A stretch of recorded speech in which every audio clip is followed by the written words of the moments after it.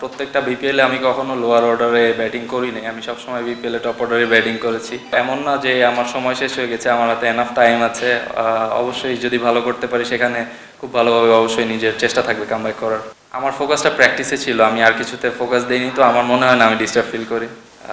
আলহামদুলিল্লাহ আমাদের টিম অনেক ভালো হয়েছে আমার মনে হয়। আর দেরিতে বলতে গেলে আমরা সবাই খেলার মধ্যেই ছিলাম, তো সেই হিসেবে একটা ছোট ব্রেক আমাদেরও দরকার ছিল। খেলার পরে আমরা অনেকেই ছিলাম ওয়েস্ট ইন্ডিজে, অনেকেই এনসিএল টি20 খেলেছে, তো এর খেলা শেষে একটা ব্রেকের দরকার ছিল, এই জন্য আমাদের দেরি করে একটু শুরু করা, একদিন পরে বা 2 দিন পরে।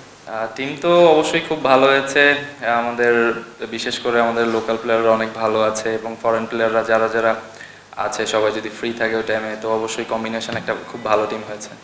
প্রত্যেকটা বিপিএলই সব প্লেয়ারের জন্য অনেক গুরুত্বপূর্ণ, আর পার্সোনালি আমার জন্য সবসময় আমি প্রত্যেকটা বিপিএল আমার জন্য অবশ্যই ইম্পর্টেন্ট। এখানে ভালো করতে পারলে অবশ্যই সামনে আরও অনেক অনেক জায়গায় সুযোগ আসে, শুধু ইন্টারন্যাশনালে না, ইভেন অন্যান্য ফ্র্যাঞ্চাইজিতেও সুযোগ আসে। তো আশা থাকবে নিজের বেস্টটা যাতে দিতে পারি টিমের জন্য। ব্যক্তিগত লক্ষ্য তো সবসময় থাকে ভালো করা, আর প্রত্যেকটা বিপিএলে আমি কখনো লোয়ার অর্ডারে ব্যাটিং করিনি, আমি সবসময় বিপিএলে টপ অর্ডারে ব্যাটিং করেছি। তো আশা করি এবারও টপ অর্ডারে ব্যাটিং করব, আর টিমের জন্য টুর্নামেন্ট শেষে যাতে একটা ভালো অবস্থানে নিজেকে দেখতে পারি সেই আশা থাকবে।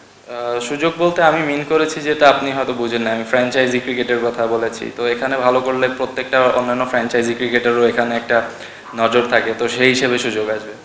ভালো করলে অবশ্যই ওখানে আবারও এমন না যে আমার সময় শেষ হয়ে গেছে, আমার হাতে এনাফ টাইম আছে।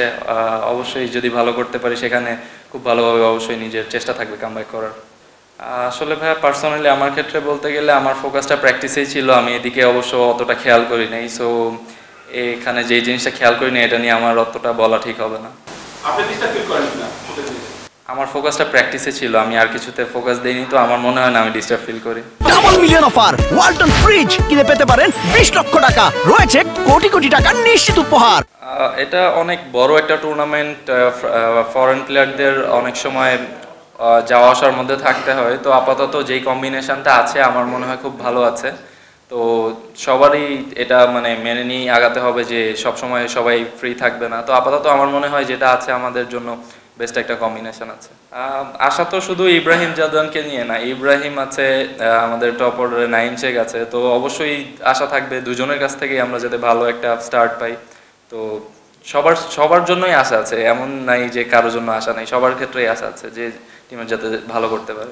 মাঠের ক্রিকেট বলতে গেলে বিপিএল এর আগে নতুন বলতে গেলে আমাদের যে এনসিএল টি20 একটা টুর্নামেন্ট হয়েছে, এটা অবশ্যই একটা ভালো দিক। কারণ এর আগে আমরা যখন বিপিএল খেলেছি তার আগে কোনো টুর্নামেন্ট ছাড়া জাস্ট প্র্যাকটিসের মাধ্যমে আমরা প্রিপেয়ার হয়েছি। তো প্র্যাকটিস আর ম্যাচ অনেক বড় একটা ডিফারেন্স।